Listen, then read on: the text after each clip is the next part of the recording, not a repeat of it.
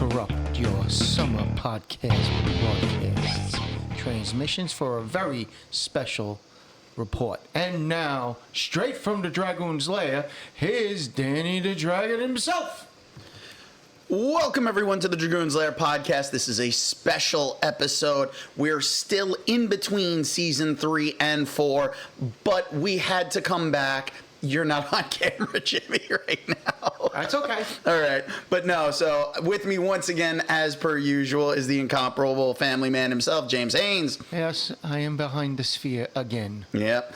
So we want to make sure, we wanted to thank everybody, and we've missed you guys. We'll be back by I would say, you can pretty much expect us back on Labor Day weekend for an official return. But we had to discuss some of the summer stuff that's been going on because I've been in an anime vortex watching a ton of stuff because things came back, like Kaiju number 8, My Dress Up Darling, Rising of the Shield Hero. So there's been so much going on. Days. And yes, Sakamoto Days came back too. Yep.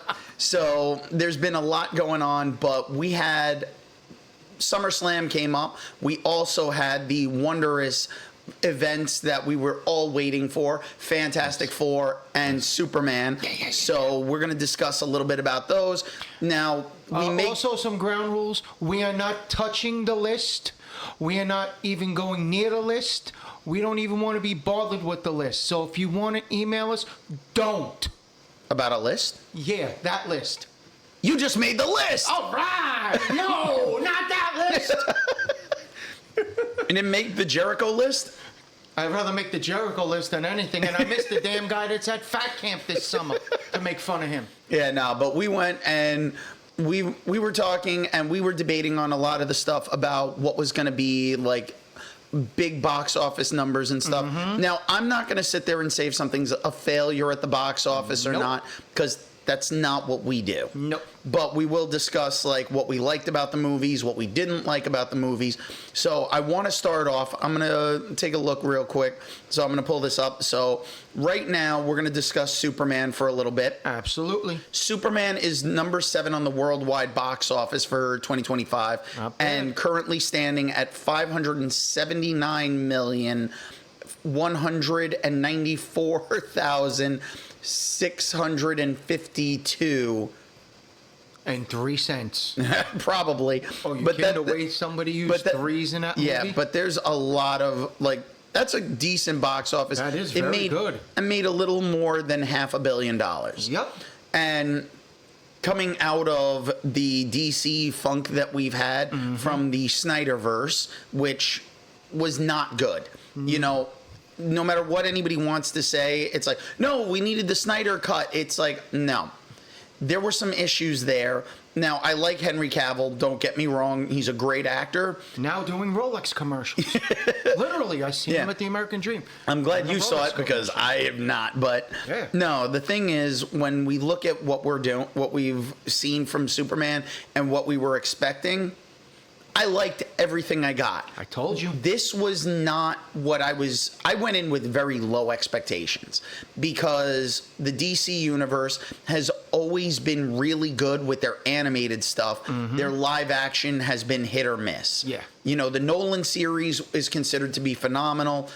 I like it, but it's still not Batman 89. It's not Batman 89, and always remember, if you look at it, if you want to rate it in a good, decent way, you got Nolan, you got the first two. Yes, the first two. I'm not going Schumacher. No. I wanted to see if I could get you on that one. Christopher Reeve, Superman. Yep. Always. And then you got definitely the Tim Burton first two. Yep. Batman. And the Adventures of Batman animated series. Of course. Definitely. But that's why, like I said. But like you said, the animated is perfect, spot on. Animated has never been DC's problem. No. Warner Brothers and DC, their live action has been an issue. And I think this Superman movie actually hit the nail on the head of where it needed to be because they went and they're doing a Superman movie. but it's already in a universe with superheroes. So they're not telling us about other heroes. It's just, this is the world you're thrown into, and here's follow Superman. Yes. And I have to say, putting Krypto in this, Krypto. which was absolutely the MVP of the freaking movie. Krypto was absolutely the best choice for an addition into this movie. Krypto, and that one scene where he was like, in his version of demigod. If you all know what I'm talking about, you can email us, and definitely please email us on that one. But the way he opened that movie, you have to understand, he already had Creature Commandos, but he didn't use that opening. He used, what does he call in his face? Oh yes, Gods and Monsters. And he opened up with Gods and Monsters and everything, just using the number 3, which was highly amazing and very significant for everything, because not for nothing, you look at it all, he is starting to link everybody together, including the Peacemaker. Yeah, but listen, I'm looking forward to Peacemaker. Oh yeah, the season 2. I'm looking forward to seeing what they do with this, because make all the jokes you want that you can't see John Cena. No. He is undeniably visible as the Peacemaker. But the thing is, too, you figure the number 3 is going to be significant for DC because they've always had their Trinity. Yep. DC's always been built on the Trinity of Batman, Superman, and Wonder Woman. Funny thing is, though, you have to admit, the crown of number 1 when it comes to the big 3 names in comic books is getting replaced. Because what are the big 3? Jimmy, the big 3 in comics. Iron Man. No. Spider-Man. Spider-Man is number 3. Fantastic. No. Nope. Come on. The Avengers. It's two DC characters. What, Superman and Batman? Yes. Yeah. It's been Superman, Batman, and Spider-Man. Those have been the big 3, because if you tell anybody, they know those characters, and you don't really have to read the comics. And then the one that's creeping up that's not a major comic book brand, Spawn. No, actually, the funny part is the one that's coming in to take the spot is One Piece. Hey, why not? A manga is coming in as a comic that is taking up the space. Manga needs to be recognized as and everything too. I agree. And anybody who thinks I have commitment issues, you're right, I do, because I've stuck with One Piece since 1998. So when it first started as the 4Kids dub. But going back to Superman, what they did was they added that heart that was missing that we haven't had since the Christopher Reeve movies. So Gunn really went and found a great tone when it came to Superman being on that level. And, I'm not overly familiar with the actors that he picked for Superman, Lex, and Lois. I mean, we know everybody knows Nicholas Hoult from Jack the Giant Killer or Beast from X-Men, the new X-Men movies. All right? From X-Men First Class. Yes. Corn Sweet, I'm not familiar with. I know he was in a couple of the horror movies. Yeah. And I believe Nosferatu. Yes. And Miss Maisel herself as Lois Lane, excellent pick. Yeah. Even Jimmy Olsen, who he was in the Santa Clarita Diets, he's a funny guy. The casting was great.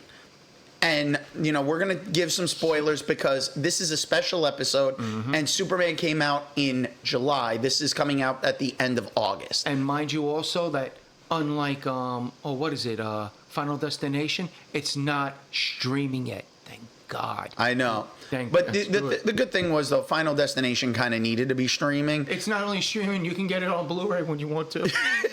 That's the scary thing. Yeah. It's but that's the thing. I saw the last Final Destination movie. It was actually really good to wrap everything up. All right. We sure wrapped everything up. It honestly feels like it's wrapped everything up because. Are you for imprint sure? I don't know. I haven't used for imprint, but. What we have to do is we have to really take a look at Superman as a whole for this movie. Great casting. Yeah. You know, the story was good. There were certain elements that there was some lagging to it, but every movie's going to have certain elements that just feel a little off. You know, there were red herrings and stuff that we didn't get. So, you know, the attempted cloning for Superman. So it was like you had, what was it? Ultraman? Yeah. But now there's a craziness with that Ultraman thing because, yeah, we're going to give spoilers because he's more like, if you look at him and you can agree or disagree, he's more like a Bizarro than an Ultraman. Because remember, Ultraman, if you followed the comics and the video games and all that, Ultraman is part of the Injustice gang. Yeah, which came out from an alternate DC multiverse timeline. It's kind of a little quirky in a bit, but it works. But it's like the way he moves him, I'm like, the heck is he, a freaking video game? Yeah, it was a little weird, but you could tell they kind of were like using the show that they did with Jack Quaid as Superman, where it really was like My Adventures with Superman. So they put like kind of like a modern twist into it. Yeah. But I think Nathan Fillion killed it as Guy Gardner. He was an asshole. Yeah, I always saw Nathan Fillion more as actually the main Green Lantern. Oh yeah, Hal Jordan. Yeah. But they're gonna have what do you call us, Hal Jordan? Yeah, so we'll see how that one plays out. But Nathan Fillion, even with the bowl cut, which I feel like James Gunn just wanted to torture Nathan Fillion.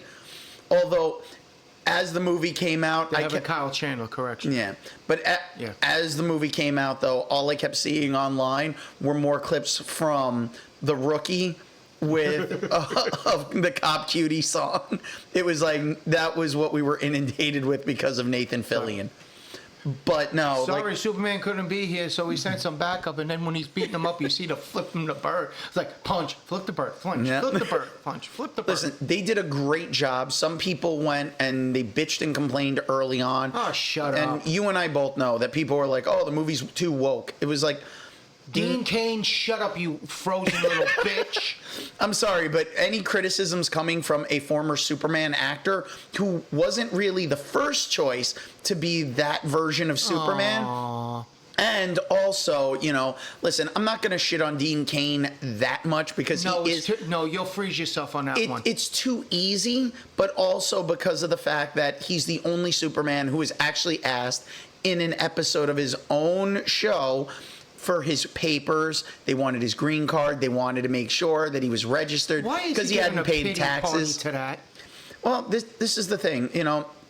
Superman has always been one of these open characters like that is not meant for an interpretation of, no, he's an illegal immigrant because he came here to this planet. His family sent them off-world when their planet was dying. He's the ultimate refugee and immigrant. So when people are bitching and moaning and stuff, but you can see there's two ways of handling it. And they kind of touch on that slightly by the end of Superman for its post-credit sequence where the entire movie, he's like, it's not my dog. So he's pointing out that Krypto's not his dog. Meanwhile, then you see Supergirl pops up. The party animal. Yeah, but Supergirl is like shit-faced. Oh, yeah. And he even makes the reference to his robot, letting him know. It's like, yeah, she's gone off world to like planets with red suns so she can get drunk because alcohol doesn't affect us in a yellow sun. And the good thing about that is that makes me really excited for the Supergirl movie. Yes. I have not been like hyped from a post-credit sequence. Even like after the Thunderbolts, where we got that post-credit sequence where you see like the Fantastic Four's rocket. Yeah. I'm sorry, but Supergirl looks like the one that I'm really hyped about. All from seeing Supergirl where people got upset and like, no, that's not Supergirl. It is. It is, you morons. The thing is, everybody who loves to talk about this stuff forgets that because comic books have such a long and vast history, there are so many stories that you can take from so many different interpretations. Just because it's not the interpretation that you thought that you wanted to see or that you were expecting, you know what? you had a Supergirl movie already. Yeah. We've also had Wasn't a series. impressed with it. Hey, listen, I like the original Supergirl It movie. wasn't. Yeah, I know, but the script wise. Well, it was a downgrade, Yeah. but they did upgrade some of the special effects from Superman. But then, and Helen Slater was phenomenal. Yes, I'll agree on that. But then you went and we've moved on. We had other interpretations of Supergirl pop up in like Smallville and other things. But then you got Melissa Benoist as Supergirl for a good amount of time. Yeah. So there's been character development for these characters. So if you weren't familiar, you're used to one version. But there are other versions out there. And there's nothing wrong with that. No. But the fact that they've made over $500 million at the box office, so they're getting close to the $1 billion mark. You know, I will say, I thought that it was an easy, like, grossing worldwide box office that Jurassic World was going to make over $1 billion, and it hasn't. So I'm actually in shock on that one, because when you think it's going to make box office numbers, And that's now streaming. yeah, but the thing is, it made $800 million at the box office. So over $800 million at the box office isn't bad. No. But considering the fact the Minecraft movie made $955+ million at the box office. And you also got to remember, when that came out, that was during the spring break for the kids too. So Yeah. that had a nice little lift to it. But I will say, Lilo and Stitch has made over $1 billion at the box That office. still cracks me up. And it's not the one that I would have thought, because Mm-hmm. there's been so much controversy with it. But that's the thing, you know, we've gotten so much stuff and information that's come out. Everyone likes to talk about if it's a movie's a failure or not. The thing is, and I'm going to say this, if box office numbers start to drop, there's a reason for it. You're charging too much for the movies. And at this point, it's all about selling the popcorn buckets. So people are seeing these elaborate popcorn buckets. I think they're really cool, and I wish I could get some of them, but at the same time, where am I putting them? Exactly. That, or at least a special commemorative cup. Yeah, but the thing is, like, the Galactus popcorn bucket, where it had the head, it had the actual horns coming up for the helmet. I know, where the heck was Where are that? you putting it?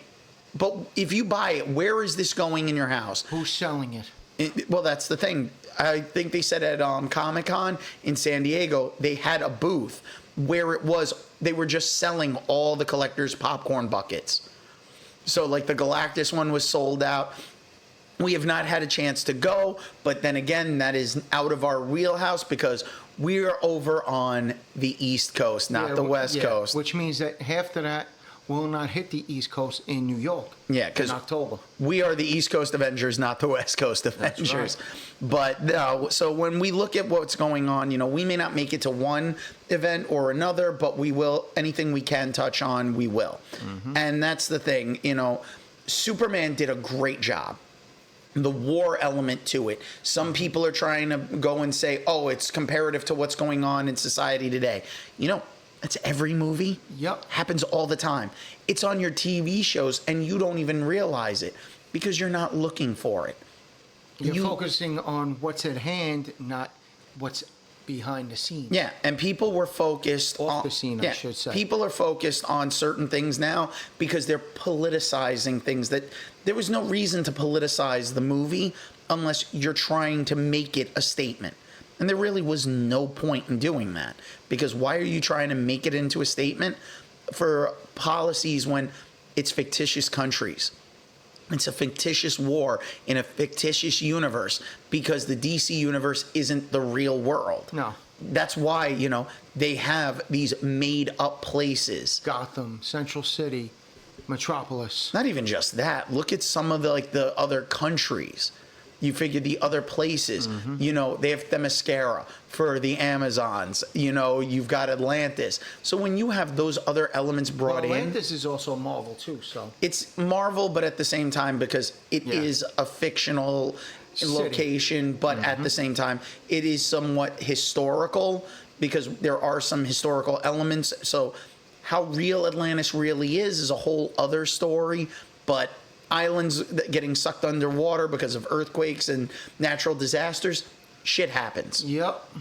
You know, we're in the middle of a mini heat wave in New York right now as of recording this. So it's not like we don't see certain things going on, but people focus in and hyper focus on certain elements. Listen, Superman, people were like trying to figure out about the tights. If it's like, is he going to have the underwears on the outside or not? I'm okay with the underwears on the outside. It looks goofy, but you know what? It worked on for Christopher Reeve. For the Reeves. Yep. So if it worked for the Reeves, it worked on everything so far. It's like, you know what?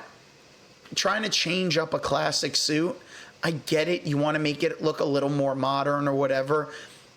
I think what they did with this Superman suit was perfect. Yes. They didn't overdo anything. There wasn't too much over texturing, and the suit looked good. You know, it didn't have the goofy cape like the Adventures of Lois and Clark, where it was coming over. Which, fun little fact, you know who was originally they wanted to play Superman on that show? Who? The same person who was Superboy for 3 years on that show. Oh gosh, that's too funny. Which the only reason they didn't pick him was because they thought people would get confused. You know how many people even remember The Adventures of Superboy? You know there was two. A handful of people. Yeah. They used two Superboys. Not a lot of people realize that. Yep. And that's the thing. Listen, there's been tons of different iterations of Superman. Smallville's going to be one of my favorites because it was early on and it went for 10 seasons, so there was a lot of character growth. I think within the 2 hours and change for this Superman movie, we got a good amount of growth. And I was in the theater and I got so excited hearing Alan Tudyk as the voice of the robot. That, did you know who the other voice was, the female voice? Which one? Because there was a bunch of different voices in there. One of them was Palm. Oh, yeah. One of them was Mantis. James Gunn, still, besides his brother, Max L. Lord, he always uses his, like, basically, he has a troupe. Like Stanley Tucci has his acting troupe. Had his acting troupe. Kevin Smith. Yes. So he has his troupe. He has Nathan Fillion, his brother, now Palm. He had in there, of course, who was Jarrell? I don't even remember. It was Rocket Raccoon himself. Oh, yeah. Yup. Yeah. It was him. And I mean, Bradley Cooper. Bradley Cooper was in, and everything. You had to look at it. I'm like, is that Bradley Cooper? I'm like, what the? See, the one thing was, it was Alan Tudyk that jumped out at me, and that was the one that, like, I was just like, yes, got Alan Tudyk. That is perfect. That's it. So, and that's the thing. You know, you got two members of Firefly on this movie because you figure you got Nathan Fillion and you had Alan Tudyk. And it's like every time I hear Alan Tudyk in a role, knowing that he's already going to be Clayface, and he was already Clayface for, what was it, for the Harley Quinn series. Yes. He's also the Joker in the Harley Quinn series. And then for Creature Commandos, he's Clayface. So he's Clayface, and he's also, who was it, Sergeant Robot or whatever? Yeah. He's also I think so. Yeah. Yeah. So, I mean, Superman, for me, it was a hit. Mm-hmm. I'm not going to go see a movie multiple times in the theaters anymore. You know, it's not like back in the day watching like Lord of the Rings, where you would go to the theaters, or one of the older Star Wars movies where you went back, like, because if you remember back when episode 1 first came out, the hype was there. How many times did some people go see the movie? About 3 or 4 times, maybe 5. 7 for someone we know. Yes, Dan, calling you out on that one. Yeah. So how you doing there, buddy? Happy anniversary, you crazy bastard. Yep. So, but that's the thing. So people have saw movies multiple times in the theaters, but the price was more affordable then. Yeah. The price has gone up. The theaters have gotten more strict with things because of like purchasing your seating and everything. So because the price is going up, people don't want to realize that that's one of the reasons why when prices go up, people aren't going to go to the theater to see something multiple times. When guess what? You know, if it fails, it's going to be on streaming. So if I can wait and be like, hey, it's going to be on Prime, and I can rent it on Prime for what it'll cost me to go to the theater, and I can pause it, go to the bathroom. I'm not beholden to being in the theater. And let's face it, it's more affordable now to buy yourself a TV, because most people already own a TV, or they bought a projector, hooked it up to like their phone so they could stream something and watch it that way. Now, wait a minute. Let me point something out to you. You're going to buy a TV. Make sure you first off, take a tape measure, and I'll explain in a second. Measure your car, measure your top of your car and everything. I'll explain. We're at Walmart, and some family decided to get an 85-inch TV. That's the good news. You want to know the bad news? Well, let me guess. They had a car that was about a 50-inch. Exactly. We looked. We're like, okay, let's get out of here before I start laughing my ass off and get into an accident. Yeah, that's but that's just common, normal dumbassery. But the thing is, like I was saying, it's one of those things where now you can afford to get speaker system for your TV or a projector setup. Listen to Jurassic Park from your third floor. All of us, you know what? Some people, even if you don't have a TV and you're streaming it off of like your laptop or whatever, you can plug in a speaker system, get your Bluetooth speakers going, and you've got your own surround sound. Yep. So does sometimes the IMAX experience or like being in the theater make a bigger difference? It can. But for some people, if you're not a cinephile and you're not somebody who's like us, where we're obsessed with movies, you're not going to care. You're going to watch it because you're just looking for something to watch. So somebody is going to say, you know what, taking my family to go to the movie theater and having to put up with the crowds and other people, the prices, I can watch it at home and it's going to be cheaper. Yep. So box office numbers are going to drop, unless it's going to be something where there's the time and you're bringing like multitudes of kids to the theaters. That's one. And it's an important theme, especially like you said. Yeah. What was number one? Lilo and Stitch. Well, it's number two. There's another movie that's on there for the worldwide box office for 2025, but I'm going to assume it's a foreign film because by the name, I'm not even going to try to butcher it. Okay, So good enough. Yeah, but that one's made $1,899,000,000 plus at the box office currently, and that was all foreign. Domestic was only like 20 million. So that's why I'm saying that's a movie that it's overseas. So and then but let's take a look at one that came out a little more recent. Yes, 2 weeks later. Yeah, Fantastic Four, The First Steps. Now, I think Marvel did a great job with this one because you didn't need to be attached to anything else to come in. You could see this cold. Some people want to say it's a failure because people are on Fantastic Four burnout. Not for nothing. Objection. Let's be clear here. The Roger Corman Fantastic Four movie was probably like, 90, 91? It was very early. The effects In between 80s and 91. and it was never technically meant to be released, but we still got a chance to see it anyway. Yeah. Going to old school conventions where you found that on like $5. Yeah.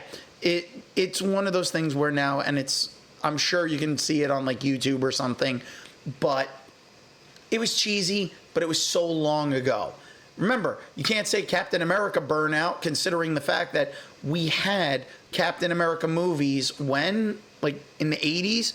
Yeah. There was at least two of them? One, but there was was the TV show. Yeah. Red Brown. Well, it was a made-for-TV movie. Well, yeah, but then it turned into a series. Yeah, but you can turn anything into a series at this point. Back then it actually was a hit for them because they were trying to keep on the hits with the Incredible Hulk. Yeah. I mean, they had the Nicholas Hammond Spider-Man, which lasted 2 seasons. Yeah, I know. Go back to Sound of Music, Nicholas. You can make more money that way. And then you had this movie. I'd rather watch Spider-Man. The Spider-Man from Japan. But the Fantastic Four, I mean, they've had their animated series repeatedly. But animation's always a good deal because you can expose people and you're getting kids. And it's the Fantastic Four. And there's something for everybody. The early 2000s with Michael Chiklis, those two Fantastic Four and movies. mind you, he wasn't CGI'd or No, anything. he wore a straight out suit. I give him a lot of credit. And I thought that suit actually looked really good. Yes. And then, unfortunately, we got Fan Four Stick. I will never call it the Fantastic Four. It was Fan Four Stick. You wrote it weird for your box office and everything. Your pupils were dilated when you were typing. Get over it. No, but it wasn't a good movie. No. I wasn't impressed, and everybody, you want to know something? And the thing is, right. they had good actors in there. Yeah. That's the problem. You had a good, solid Miles, cast. you And had Kate. Yeah, You Kate had- Mara. And that's the thing. You had Michael B. Jordan in there before the Creed movies and stuff, before he got even bigger than he already was. You had Rich Cathy in there as their father. Yeah. You had a great cast. And you had Jamie Bell as the Thing. Yeah. And yet, they found a way to make it horrible. To tank it. And now this one, I consider this one a huge success. I'm still amazed by it and how they incorporated and interjected more of the Fantastic Four comic storyline into it without going overboard on it. They just short, sweet, to the point, boom. And they kept it in. And I love you say the 60s around John. You would think it was like the 50s, 60s kind of style because of like the way the technology is. But not only that, you figure it's in they made sure that they called it another universe. Yes. They gave it a different number. I think it was like 800 and something. 847 or something like that, or 740. Yeah. Because you also look at it and everything. One little quirky thing was they used ABC. I mean, you're all right, Marvel. We know you're with Disney. Oh wait, you're with ABC too. All right then, enough with it. Yeah. Why didn't you put any pizza in there? Now Little Caesars. Now the thing is, though, we went and we had to see all the stuff that they had. They did the technology, but you got to see them as a family. Yeah. And that was, I think, the thing that was lacking in a lot of the other Fantastic Four stuff. Even the early 2000s, you felt like there was a little back and forth between Jessica Alba, Sue Storm, and Chris Evans, Johnny Storm. Yeah. But you didn't feel it as much where they were like a family between the Thing and the Human Torch. This one, you felt like there was that connection. They felt like a family. And Pedro Pascal, amazing job as Reed Richards. Usual. You know, like this movie was the right tone. And what's her name who was Sue Storm this time around? Yeah. She was the movie. Yeah, she like absolutely I feel terrible that I can't remember her name, but she really was the rock of that entire movie.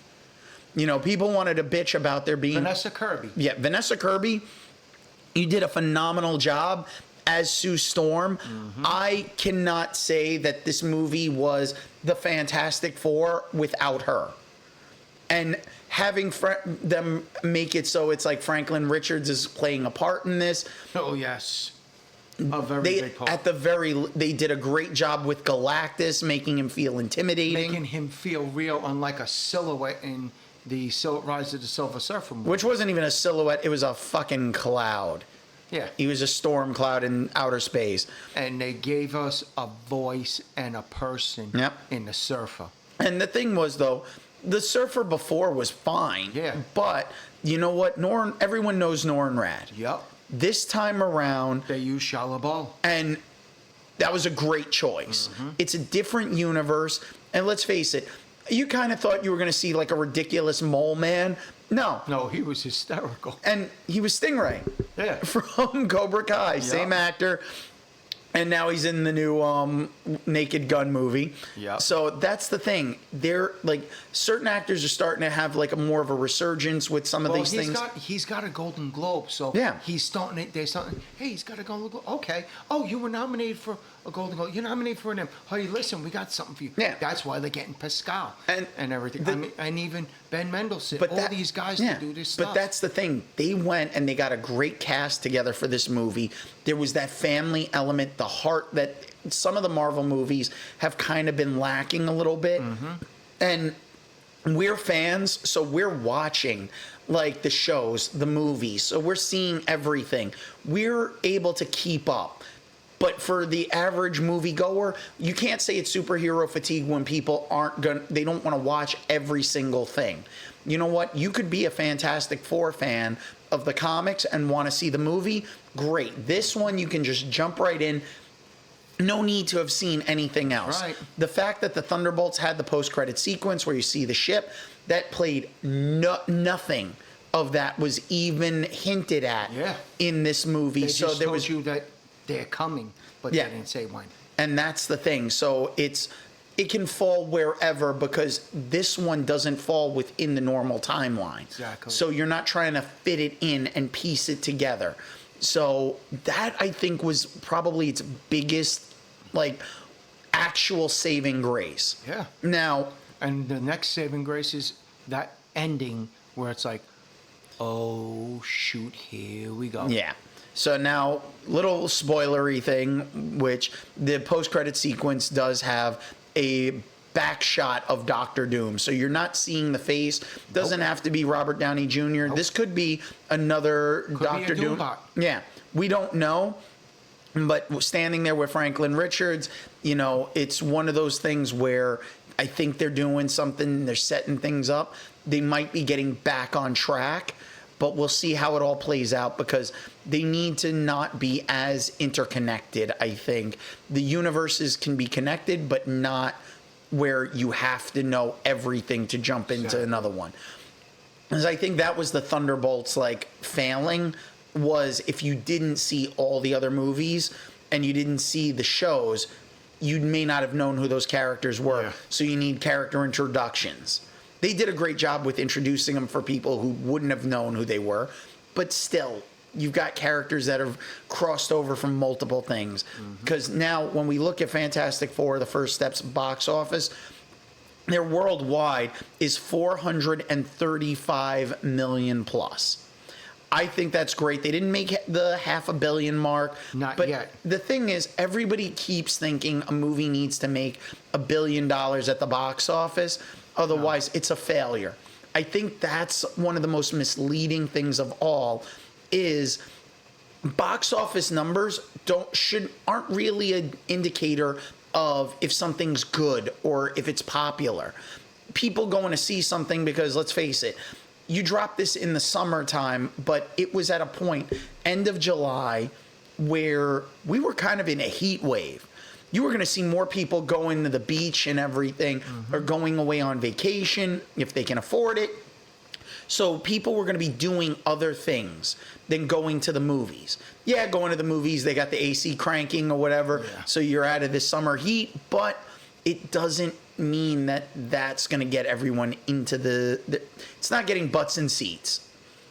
Movie theater experience has changed so much. It's not what it once was. And that's kind of the downside because it used to be fun going to the movies. Yeah. Now it's become so expensive that it doesn't feel as fun as it used to.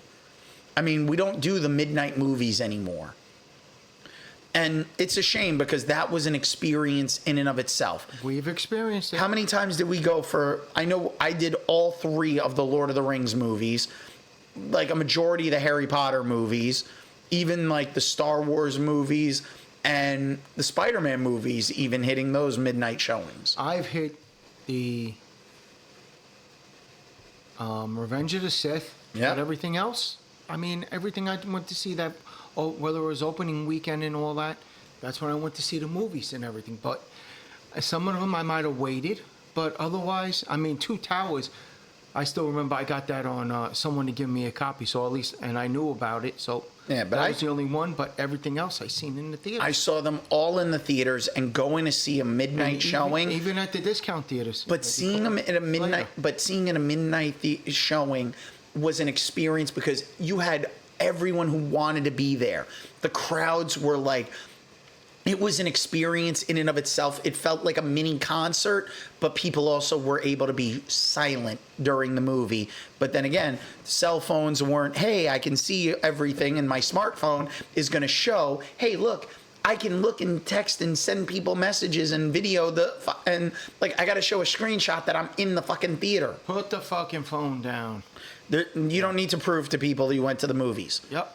You know what? You know how you prove to people you went to the movies? The ticket stub. Yep. The loss in your wallet of the $15, $20 for that one ticket. That's $16 for all you can eat popcorn. Yeah. So, and that's certain theaters. that's the thing, you know. Like smaller theaters, like the one Kevin Smith has out in Jersey. In Red Bank. Yep. It's when you go and you see like his smaller theater, it all ends up basically being that it's a different experience. Sometimes seeing like older movies in the theater, it has that retro feel to it where it feels comfortable, cozy. It feels like home. Where you're going and you're like watching newer movies where it's like you got to pick the seat, you got to do all this extra stuff. They're charging you an arm and a leg. That to me is not going to get you back in the theater as often. Now, I do want to make an announcement that we are doing a change to our wrestling coverage. We're not going to be covering every single pay-per-view anymore. No. We will be discussing the Big Four. The Big Four when it comes to WWE. And we'll see how long that even lasts, because I am not paying $30 a month or $300 a year for ESPN, especially when I don't watch anything else that ESPN has to offer. So I don't know if I'm going to be covering it. So I don't know if you're going to do it, Jimmy. It all depends on checking the price and all, and maybe even Spectrum puts it in the package. Heck, I'll take it. But I'll say it right now, the problem is going to be that WWE and TKO Sports are pricing out the average viewer from going to there and now switching over to another site where Peacock was affordable. Yeah. Even with them raising their price a little bit. Whether it was, they're raising it again. Yeah, but it's still in the somewhat affordable range. It's $11 with commercials, and it is going to be $17. No, excuse me, $11 with commercials, and $11 without commercials. Yeah. No, 17 without commercials. So, okay, I got that in between. Because I've seen the prices increase. Because it starts the end of the month. It's also confusing, too, because with the price changes and then having different tiers for all of the streaming platforms of with commercials, without commercials. Oh, you want family members? And now if you need, it's like, you're sending your kid off to college, your kid's using the account. It's like, nope, they got to come back every single month to log in with that device on your Wi-Fi, or you're paying for another you're add on. Paying $20-something for Netflix and everything without commercials. But yet there's still commercials for Monday Night Raw. I know. So that's the thing. And probably for the Canelo fight. Oh, I'm sure there will be, which once again, something I don't care about. I don't care about. I mean, Canelo's a good fighter. Don't get me wrong, but listen, do me a favor. You're starting to drown. Look.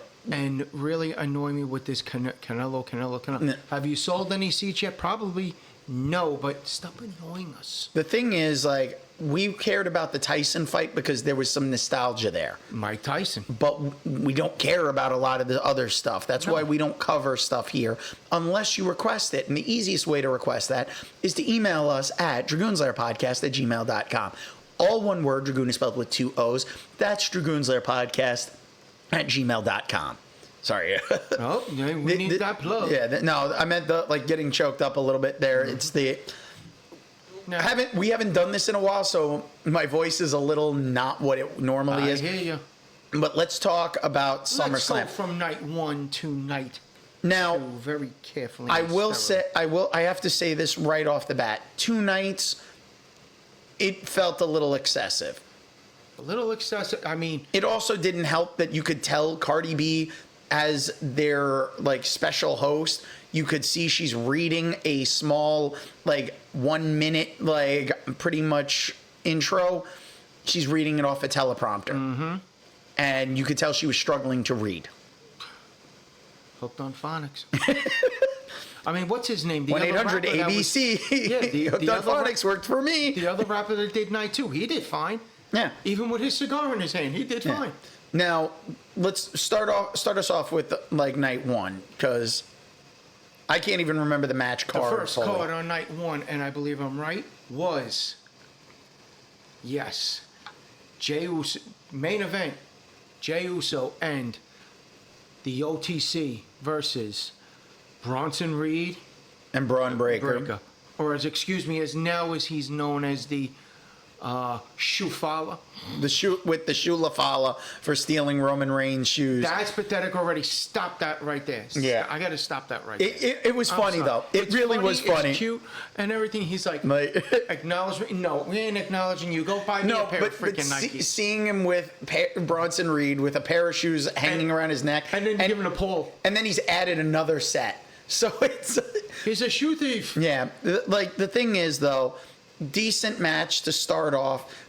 But Roman Reigns, the guy who's been at the top of the card for how long, is now the intro? 4 years, and he gets the kickoff. Yeah, which, gotta say, interesting how they did that. But it made sense in the scheme of things overall. But it was a solid match. Solid match, very good. I liked how he basically passed the torch and let Jimmy do what he had to do. Yeah, but Main event Jay do what he had to do. But that's the thing. But out of everything, it was a good match. Yeah, and that's the best I can say out of it. It wasn't anything spectacular. No. What was the second match? Second match was Sami versus Karrion Kross. It wasn't the second match, but I know it was either that or it was Tiffy time, but it was one of the two. Yeah. Well, either way, the Sami Zayn Karrion Kross match, they wanted Kross. Mm-hmm. I get it. They wanted Kross, and WWE didn't, and now it looks like Kross has been let go from the company. He's not resigning the contract. So he's not resigning, but he's also injured. Yeah. And after that, but I hope he does sign. Yeah. Well, this could all be a work. We never know. Mm-hmm. Especially after what they did with Truth. So now, it was a good match. Nothing to write home about. Kross did an amazing job. Zayn always does a great job in his matches. So it just didn't progress a story. It was the filler match. That was the filler match in night one. Yeah. That was the filler match, because you need a filler match. Hey, guess what? Yeah. There it is. Unfortunately, some of the matches get caught in that zone of Jesus Christ. You can't follow up certain matches. No. Because what was it?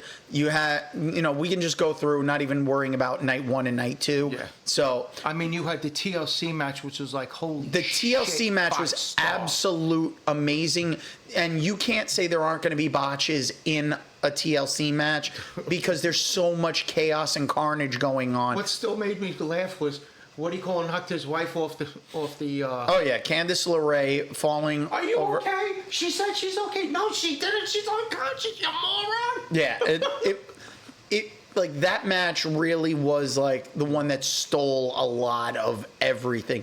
It was, to follow that match was ridiculous. Mm-hmm. But they still had her. They still had to someone had to follow it, and it was a cage even following it. Even the cage match, the triple threat that opened night two was actually phenomenal. Oh yeah, listen, those two matches to kick off kept you in the loop. The women's match, Naomi versus Io and Rhea, and I heard she's hurt now. Well, yeah, they just said that she's not clear for Naomi, but Rhea and Io put on a banger on their own. Yep. Adding Naomi into it just worked really well. So they were really stealing that one, and trying to follow that match was going to be tough in and of itself. But they did, and it was because TLC. Yeah, which is the reason why they went up and up, and then it went down after, because you still had the Jelly Roll and Randy Orton taking on, which was night one versus Paul and McIntyre. Well, I'll tell you one thing. Not for nothing. Jelly Roll held his ground. Oh yeah, listen. I'm not going to deny it. Celebrities getting involved is usually a tricky thing, and Jelly Roll put in the work. And yes, he broke his finger day one in training, and then he came back the next day and was like, okay, what's next? Mm-hmm. And that gets me more respect for him. I mean, Logan, granted. The problem was, I'm looking, I'm like, how many freaking feet in the air is he? The thing was, that was the match I stopped paying attention to. Anytime Paul is on, I walk away. Everybody does that, but this one, it's a shame to say it, because Jelly Roll did a great job. Yeah. And it just happened to be that whenever I have to see a match with Paul, I zone out. Mm-hmm. There's no other way around it. The women's tag team match was And that was, I believe, night one also. That was a good, decent match. The women's tag match was good, and Charlotte and Alexa Bliss you mean winning. the best friends? Yeah, Are we friends yet? they're not friends. They're not friends. We are not friends. We're allies of convenience. But no, they did a great job. The chemistry, but with the two of them working together, works so well. Yes. And it adds that one little wrinkle in, because Judgment Day was back on top and with all the gold, and now they've lost some of it. You know, you had Dominik Mysterio having his match The next day. And Versus AJ. And that was another good, solid match. And I have to say, the more that I see Dominik wrestle and the more they let him do, he gets better and better. I think by the time Liv comes back, I think there's going to be no more Judgment Day. See, my prediction is that it's not that there's not going to be a Judgment Day, but there's going to be a full-on change-up, because everyone's thinking it's like there's so much time, so they're going to have Roxanne try to like persuade and like steal Dominik away from Liv. I think they're going to. This is going to be the swerve where Dominik is going to be loyal this time around. Yep. And if he stays loyal to Liv when she comes back, it's going to be more of an issue with Raquel, because Raquel's becoming closer with Roxanne. But I heard you ready to say but. But it's like, trust me, it's like, it's hard to like really. And then the next thing is, I want to see who they're going to have take the titles away from the Judgment Day. Because the New Day, that gimmick's starting to be hysterical with them and what's his name? Grayson Waller. And then you got the cappuccinos there that are starting to now. You got Vente, you got Grande, and you got the Pequeño there. I'm like, what the heck is this? A freaking trifid? You got a tall Grande and a Venti. And Ivy Nile. Yeah. That nobody wants to deny yet. Like, ooh, wait a minute, that was you? It's like, nah. No, but then you look at the other matches that went on. The steel cage match, I kind of knew he was going to win, but I didn't expect some of the stuff, the stupidity. The Jacob jumping off the top of the cage. I knew that was coming. We knew it was coming, but it looks absolutely amazing when he does it. You know, it was a solid match. It was hard. It's hard to compete when you're going up on a night where you have a match like the TLC match and you're supposed to follow it up with I know. They had too many street fights in that. And even the Intercontinental title match there, that got pathetic, because now she can, it's like they're booking that for that. Yeah. And now they're giving Bayley. Yeah. Lyra versus Becky. Like, Becky's new music just. That was cool. I don't like it. It's not her old way, but it's cool. But it's a new style. Yeah, but it just happened to be. It was another street fight. It was, you know, it sucked because it was street fight after street fight. Maybe cut back on the stipulation so much. And now let's get to let's go to main event day one, which was Gunther versus CM Punk. Yep. Which, that was a solid match. It was a good match. Including a solid hit breaking his nose on the freaking... Oh, yeah. Oh, my God. He is... And I will say this. I think everybody said he's never bled until that night. Yeah. He's never bled. In Europe, he's never bled. On this soil... Listen, accidents happen and whatnot. So, wish him a speedy recovery for everything. But having CM Punk win and keep the title... for 5 minutes. 5 minutes. Yeah. Because the swerve of Seth Rollins faking an injury. Excuse me. Let's call it like it is. The usual suspect himself. Kaiser freaking Seth Rollins. Yeah. He pulled his Kaiser Sose. Oh, yes. He went, it's like he faked it, came in, used his Money in the Bank contract, won. Literally, he used the Money in the Bank contract. Repeatedly. And then cashed in. I mean, listen, I was just thankful that they took the Cash App logo off of the briefcase. I liked his logo on. I liked Naomi's logo. Yeah. And everything. And I liked to the fact that they let him build it up and everything. They built it to a crazy point. You're like, all right, when's he gonna do it? But I mean, listen, all you media trolls, we are a lot of us knew this was gonna happen before you started blurting it out all over the net about a day before. So listen, it was coming. Look, we discuss things after the fact because making predictions can be fun. Like, listen, I just made a prediction about the Judgment Day and Dominik because we don't know what's going to happen soon. It's going to happen at some point, but this isn't as a quick thing where with Seth Rollins faking the injury, he kept it up, but he didn't keep it up fully. Yeah. So him going... And I also didn't expect Damian Priest and Aleister Black to go one-on-one the night before at SmackDown, which was a pretty good match. That match should have actually been on the pay-per-view, but then again, that was too many street fights. Yeah. Well, it wasn't even a street fight. That was just a one-on-one No, fight. but it basically turned into a street fight at a certain point. And then you look at it, another street fight was the main event of night 2. Oh, yes. Cody versus... Cena. Yeah. Where they take apart the bottom rope. And you know what? I think the changing of the title was a good thing. Cena going back to his babyface persona. Now, address the elephant in the room. Lesnar showing up at the very end. Holy shit moment of that whole weekend. I think it was the worst mistake that they did that entire night, having him back, because it's like you just wanted a viral moment.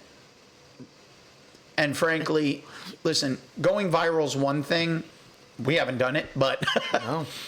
But the fact of the matter is, it's Brock Lesnar in the middle of the whole thing going on with McMahon. Shouldn't have been done. I don't believe they should have brought him back. A lot of people we say did. that. We did skip Tiffany Stratton versus Jade Cargill. Let's get to it because that match was off the chain. It was a solid match. Yes. Everybody wanted to complain that Jade went and she's inexperienced enough. She's not good. Let me tell you something. She covered for Stratton because you could tell at a certain moment, especially when you look back at it, that Stratton was supposed to get her foot on the rope. She couldn't do it. So Jade moved her leg over there so subtly that you almost didn't notice it if you weren't looking for it. Got a solid match out of that where it's like, I think with a few more matches, because you figure Jade is used to a different company and she wasn't wrestling as much as she is with WWE. So she's getting her footing in. She's learning more of the TV stuff and whatnot. She's doing a lot better than what she was doing a lot better with Nick than she was doing with Tony. Yeah. The only thing I feel like they made one mistake with Jade Cargill was she should have done what like Stephanie Vaquer did and go to NXT first. Yeah. And get the basics. Feel how because for the style that WWE has over like the other companies, it's going to be a different working style. So NXT was a good way of learning the basics of the style they're looking for and then coming up. Stephanie Vaquer did it perfectly because it also helped her with her English because it's not her first language. No. And she's doing a great job with everything that she's been given. So I'm looking forward to seeing what they do, but we're not going to be discussing the. We're not going longevity after this and everything. We'll be back for the Survivor Series War Games, but we're not discussing like the Clash in the Castle in Paris. No. The show in Perth and whatever's in between. No. Yeah, the Saturday night's main events. Unless something huge happens, we will not be discussing it because we need to refocus on other things. We'll discuss Unrivaled if we want and everything, but that's about it. Yeah. But that's about it. But everything else, we're staying on. Let's see. We'll talk about everything else in between, including Happy Gilmore 2 if you want. Well, we'll be doing that when we come back. We'll be we're going to have discussions on Happy Gilmore 2. We're going to talk about the Wednesday season 2. Naked Gun. If I can get a chance to see that one. Yeah. But we've got so many movies, so many shows, so much anime to discuss. And Jimmy's been getting on his anime train himself. Oh, yeah. So he was telling me before we started recording. And even The Sandman, Yep. which I finished. Thankfully, you got to that. I delayed it because I knew you were behind. So I can play catch up as good as I can soon enough. And we will, and I'm going to announce it now, when it comes up, we will discuss Percy Jackson because I've seen the trailers coming. Yeah, the teaser popped up that they got their second season. I'm looking forward to see what they do. I'd like to also discuss, if you and everything, I know you don't have Peacock if you get away, the Gacy miniseries. That looks interesting. That looks interesting. Listen, there's all sorts of things that we've got coming up for season 3. Oh, sorry, season 4. And in between that also, hey, Doug, August 25th, Hackers is going to be at the Alamo. Get your tickets, bro. Yep. So there's so much going on. We've got so many movies, things that we can play catch up on that we didn't get a chance to talk about in our off season because the fact that we've been going, everything came in flooded. But we've done 3 seasons of this show so far. I'm thankful for each and every single one of you who has been listening, from the day oneers all the way down to anybody who's new. We appreciate each and every one of you, and we're going to continue on with this and keep going. We're going to expand more on our anime discussions because there's a lot more to talk about. And anytime you want to join in on the discussions, the best way to do that is... How is the best way to do that, Dan? Send us an email at dragoonslayerpodcast@gmail.com. That's all one word. Dragoon is spelled with 2 O's. That's dragoonslayerpodcast@gmail.com. Now, not only can you do that, but you can also make sure that you subscribe on all of our socials. That's the Blue Dragoon 13 YouTube channel, where you can watch the episodes of the Dragoon Slayer podcast. The week after. And the week after, you've already listened to us on Spotify. Or if you really want to listen and then see what we were saying. Because Spotify is where we do our early release of the video version of the podcast. But you also can listen to us on iHeartRadio, Apple Podcast, Amazon Podcast. We are on Audible, so you can listen to podcasts that way. So we're pretty much on any podcasting platform that you are using to listen to your podcast.